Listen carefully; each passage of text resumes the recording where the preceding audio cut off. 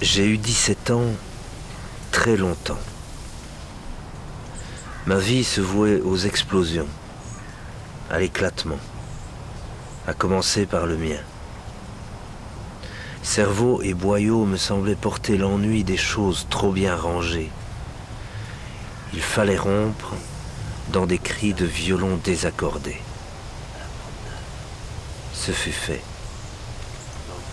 Aujourd'hui, si je coupe encore, si je sépare, c'est dans le pli de l'ordonnance, pour émonder, pour ciseler parfois, en étape ultime de peaufinage. Je parle, je discours, comme tout un chacun, je m'accorde vocal, je m'accorde cou, c'est à ma de nœuds. Car si je dénoue le matin, je renoue le soir. Quand j'avais 17 ans, très longtemps, chaque aube portait, comme un fœtus monstrueux qui refuse la poubelle, la fougue, le combat et le tranchant de l'épée. Pour être regardé, remarqué, pour être aimé, il fallait force et originalité.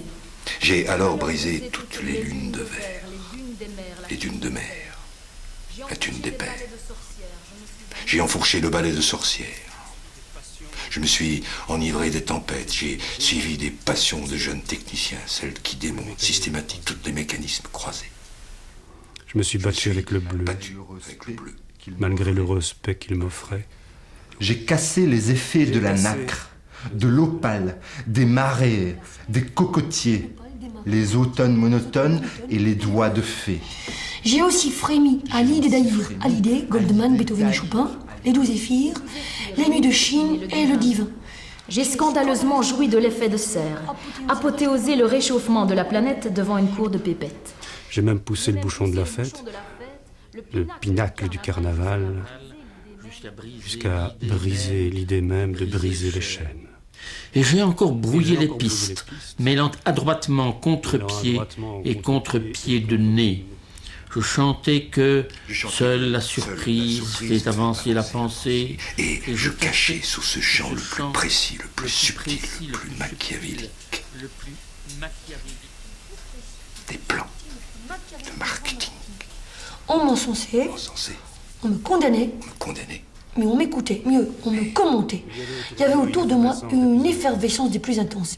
Mais, hélas, aucune tournée d'aspirine n'atténua mes tiraillements, mes maux de crâne qui, au contraire, ne cessaient de s'amplifier au rythme de la croissance du typhon dont j'étais l'épicentre.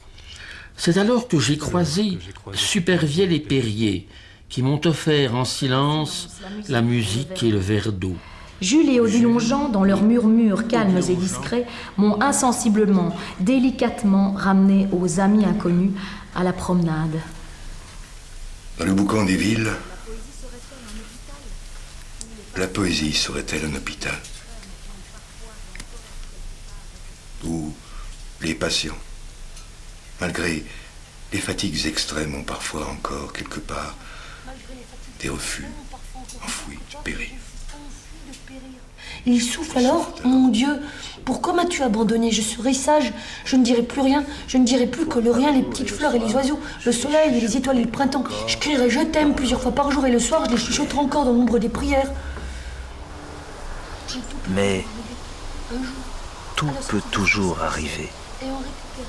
Un jour, à la sortie de l'hospice, qui sait, ayant récupéré un rien de force, me couvrirai-je de quelque explosif vestige de mes 17 ans et irai-je joyeux à l'assaut de l'unique cible restante, lancée dans un éclair, mon ultime grimace au pied de la statue de la liberté, dans le dernier feu de nos artifices,